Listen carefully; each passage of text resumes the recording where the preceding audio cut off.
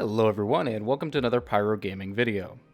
As you guys may or may not know, raids in Destiny are some of my favorite things in the history of gaming. I'm obsessed with raids, I really and truly am. I have beaten every raid that Bungie has ever shipped multiple times. I have every piece of gear from every raid, with the exception of fucking Anarchy. Even though I have done 53 Scourge of the Past runs, I do not have an Anarchy. I'm not salty or anything, by the way.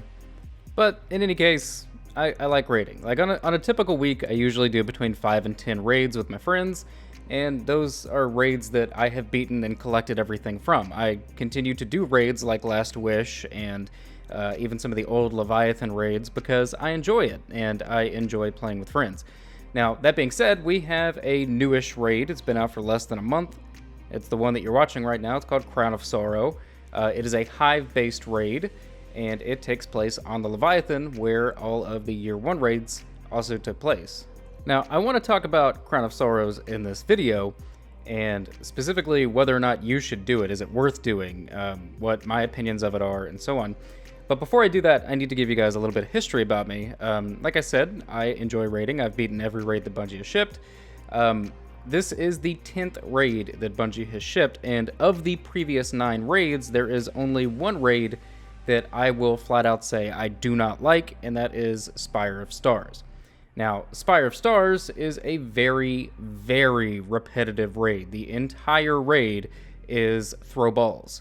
From the second you start the very first encounter until you kill Valka'or at the very end, you are throwing balls. That is it. That is the mechanic. That is what you will be doing the entirety of the raid. Now, I don't like Spire of Stars for a variety of reasons, but the main reason that I don't like it is because it is the same repeat mechanic over and over and over for every encounter, and every encounter to me feels exactly the same, with the exception of the backdrop and surrounding. I think that many people regard Spire of Stars as a difficult / mechanic heavy raid, and I disagree with that. I think that it is challenging, but not for the right reasons. I think it's challenging because it's so easy for somebody to mess up, as opposed to it being challenging because it's challenging. In addition to that, the enemies in Spire of Stars just keep spawning. There's no real waves to it in the final Valka'or fight. They just keep coming, and they are very, very strong. A lot stronger than something like the enemies in Leviathan, in my opinion. I feel like the Spire of Stars enemies are dialed up a little bit more. And going back to the other thing that I said, it's a repeat mechanic the entire raid, which is throwing balls. And there's literally a point in the Valka'or fight where you and a partner just go play catch for like a minute. Like, you're not doing anything, you're not killing anything, you are just managing the debuff by throwing balls back and forth. Like, it's just a lazy mechanic to me. Like, even the actual act of throwing the charges back and forth to me feels lazy, but to make that the sole mechanic of the entire raid, like, you start with a mechanic that isn't very fun to begin with and isn't a challenge, it's just silly, it's throwing, and then to make that the entirety of the raid, I don't like it. I don't like repetitive, and I don't like dull, and those are two very dull and repetitive things throughout the entirety of Spire of Stars. So, that's how I feel about Spire of Stars. Like I said, that is the only raid that I will flat out say in the history of Destiny 1 and 2 that I do not like. And you can go look me up on Raid Report. I think I've done Spire like 4 or 5 times.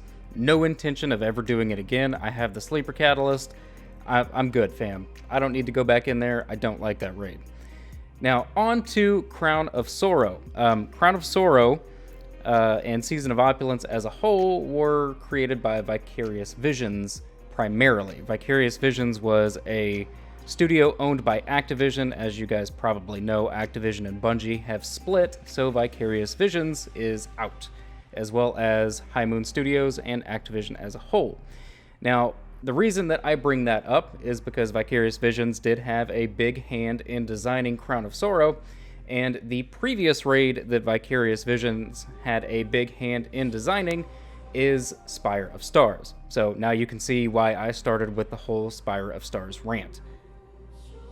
So that being said, whenever it was announced that Crown of Sorrow was partially designed by Vicarious Visions, and knowing that Vicarious Visions also designed Spire of Stars, needless to say, given my outlook on Spire, I was nervous, man, because I don't want another raid that I can't play or don't want to play. Like, I want to do all the raids as much as possible because, like I said, I enjoy raiding. So I was a little nervous when I got that bit of information. And to just cut to the chase here, I'm going to tell you guys straight up that Crown of Sorrow has that VV brand to it in the sense that it is one mechanic that is repeated in every encounter. From start to finish, from the first encounter to you kill the big guy at the very end, it is the same mechanic over and over and over and over. 4 times, 4 encounters, 4 times you repeat the same mechanic. Vicarious Visions has a brand when it comes to these raids, and it is repeat mechanics. And not only is it a repeat mechanic that they have instilled throughout the entirety of the raid, but the structure of the raid itself is so very similar to Spire of Stars. For example, this opening encounter here, you have to do the exact same thing 4 times. The opening encounter of Spire of Stars, you had to do the exact same thing 4 times. In Spire of Stars, the second encounter was a platforming jumping puzzle where you had to repeat a mechanic from the first encounter, and in this raid, the second encounter is a repeat jumping puzzle that you have to repeat the same mechanic from the first encounter. Now, after you've finished the jumping puzzle in Spire of Stars, you went on to Phase 1 of the boss, which was the third encounter. You stood on some plates, threw some balls, went up into space, threw a ball at a ship, came back down, lather, rinse, repeat. Phase 2 of the boss. You stood on some plates, you threw some balls, you went up into space, you threw 2 balls at 2 ships, you came back down, you threw some balls, you stood on some plates, you threw a ball at the boss, you did DPS. Phase 1 of Spire of Stars boss and Phase 2 of Spire of Stars boss are virtually the same. Phase 2 just has 1 or 2 extra steps. That's about the only difference. So comparing that to Crown of Sorrow has that same theme, where Phase 1 and Phase 2 of the boss are very, very similar, using the same mechanics over and over. The difference being between the two is that in the final phase of the boss, where you actually have to kill the boss, they added the crystals that are in the first 2 encounters and not in the third encounter. So that's about it. And the wizards are now knights, and you no longer have the partitions in the room to block off the 3 sections. That's virtually it. Everything else is repeat mechanics and repeat enemies and the same shit that you had been doing in the previous encounter.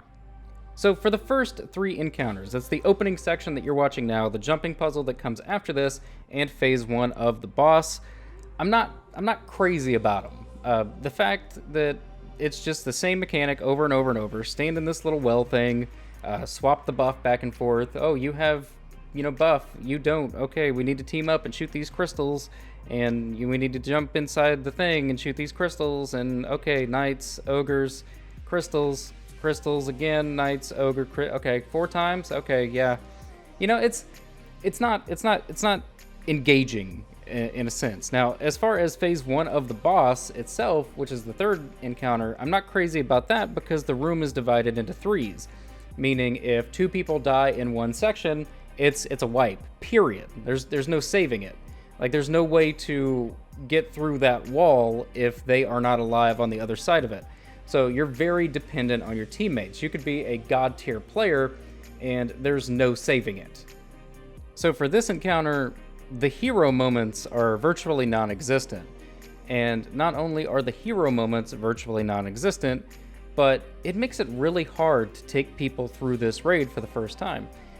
If you have, 2 people that have never done this raid, have no idea what the mechanics are like, they're going in totally fresh. You put one of them up top, one of them on purple, for example, and they both die, their teammates res them, and then one of your teammates dies while they're in that area that they died in. They don't have a token, and there's a wall blocking you from going and resing your buddy. So you're boned. Like, it's a wipe, period. Now, with teammates that know what they're doing, this is honestly a breeze of an encounter. It's not hard. The flow of it goes really quick. You can kill this guy with swords. You can one-phase him pretty easily if you're using tractor cannon and swords. It's not a hard encounter. It's not hard at all, but what makes it annoying / challenging is the main mechanic is staying alive. If, like I said, 2 people die in one section, for all intents and purposes, it's a wipe. There's no saving it, there's no coming back, there's no, oh, I'm gonna clutch it, I'm gonna go get those reses. Nope, they're dead, and there's a wall that prevents you from going over there. It is a wipe. Now, what makes this even more annoying is a lot of times if one person dies in one of the sections, if it's, for example, the section with the buff, it's probably a wipe because the enemies are divided up. One set of enemies needs the buff to be killed, one set of enemies needs a non-buffed. So if all you have is a buffed and no non-buffed, and the buffed can't revive the non-buffed, then there's enemies that the buffed cannot kill, and therefore they're probably going to kill him. Like, it's challenging, but not for the right reasons. Like I said, the main mechanic is don't die, and I don't like that. That's how it is in Spire of Stars. The main mechanic is throw balls, but throw balls and don't die. Now, for the record, at 750 power, it is not hard to stay alive in this raid. It's really not. I mean, the enemies aren't too bad at 750. They do hurt. They can kill you 100%, but unless you're just playing dumb or playing really aggressive, staying alive should not be much of a problem. But it's the cross-communication and the miscommunication a lot of times that will cause a death. Somebody doesn't pay attention to their Witch's Blessing timer and they burn out with Witch's Curse, or maybe somebody goes and swaps the buff in the wrong pool, and then you go try to run to that pool because that's the one that you're supposed to go to and it's not there. Boom, Witch's Curse, you're done. Maybe a knight, pins you up against a wall and fucks you in the butt. Who knows? It's whatever. But the point being is that nobody in this game has a perfect 1000 KD. Everybody dies. We all die, whether it be because you're a bad player or because something stupid happened. Now, as far as raids go, I don't want to have to wipe because something stupid happened. I don't want to have to be stuck on an encounter for 30, 45 minutes because something stupid happened. You know what I'm saying? Like something that was out of our control, something that was like a misadventure, you get physicsed, something like that. I don't like when I have to wipe and start an encounter over because of that kind of thing. And in Crown of Sorrow and Spire of Stars, that is the primary catalyst for team wipes. More often than not, one tiny mistake in these raids is going to force you to have to wipe and start the encounter over. Like I said, there's no coming back from a fucked up mechanic. There's no hero moments, there's no saving it, there's no, oh, let's just keep going, we can 5-man this. Most of the time, a death is a wipe. So on to the final encounter, the boss, the big bad, Galron, aka Mr. Dadbod, aka Mr. Critties, aka Mr. Man Titties. Now, Galron has the same mechanics as the previous encounter, with the addition of crystals that you need to destroy with one buffed and one unbuffed player, as well as the deletion of the little barriers in between the 3 sections of the arena. Now, the takeaway of the barriers makes this encounter 10 times better. I say that because in this encounter, unlike the other encounter, let's say that you're on purple like I am now and somebody dies at top or dogs, somebody from purple can go and cover their crystal. They can go and cover their ogre. They can go and kill their knights. They can go and get that res. There are options. Whereas in the previous encounter, if 2 people died in a section, that was it, because you couldn't get to them and you could not progress through the rest of the mechanics. So just having those barriers removed for this encounter, in my opinion, makes this encounter 10 times better than the previous one. Now, as far as the hero moments, they do kind of exist here. Like I said, because you can go around the entire map, you could even have everybody in the middle of the map and do damage to all these enemies from kind of far away, instead of being right up in their business like we are now. It does have a nice flow to it. Everything in this fight goes clockwise. The crystals spawn clockwise. These little mini Galrons spawn clockwise. All that stuff. they have a nice flow. Like, this fight really does have a nice flow to it, and if it weren't for the previous 3 encounters having the crystals and the witch's blessing and all that stuff, like, if it was just this fight that had these mechanics and the previous 3 had different mechanics, I would honestly enjoy this so much more. Because I do think that this is a good fight. Like I said, I really enjoy the flow of it, and I don't mind the mechanics here because the hero moments can exist in this encounter. But the fact that what I'm doing in this encounter is shit that I have been doing the entire raid, it does kind of depreciate the value of it for me in a sense. I'm not going to say I'm burnt out on the mechanics by the time I get to this boss, but I'm definitely kind of tired of them. Like, I just want the raid to be over, you know, instead of like, oh man, we beat it. Yeah, it's like, okay, it's done. You know, and that's how I felt about Spire of Stars. Now, like I said, I really and truly do enjoy this boss fight. I think it's really fun. Having the 3 dad bods all around the room, like, you got to figure out which dad bod is real and which dad bod is fake. You know, you have your little buddy here, you can help out your teammates all across the map. It has a nice flow to it, and this is not a difficult encounter to teach somebody for the first time. If somebody has never done this raid and you're taking a newbie through, it's not hard to explain the flow of this fight, because if that person fucks up, somebody from one of the other 2 sections can cover their slack. Whereas the previous encounter, if somebody fucks up, then it might be a wipe, depending on what that person's role was and how many res tokens you have left. This encounter, not like that. This encounter is much less dependent on every single person and much more fire team friendly, I guess you would say. So, should you do this raid? Is it worth your time? Well, I will start by saying that the rewards are not that great. The weapons are kind of meh, and the armor itself, while it does look good, it has perks that you can get on most any other armor, with the exception of the Leviathan perks that will be specific to this raid and to the Menagerie.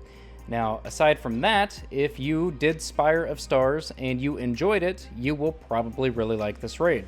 If you did Spire of Stars and you hated it, you will probably not like this raid. If you have never done any raids before, I would most definitely not start here. I would go start with something like Eater of Worlds, or maybe Eater of Worlds Prestige, or maybe even a normal or Prestige Leviathan. Last Wish, I think, will be also a good starting point, although that one will probably be a little bit more challenging than the other 2 that I mentioned. But there you have it, guys. 18 minutes of me talking about a raid. I honestly didn't realize this video had gone on for this long. If you enjoyed it, click like. If you're new to the channel, click subscribe. If you're already subscribed, I fucking love you. Thanks for watching, and take care.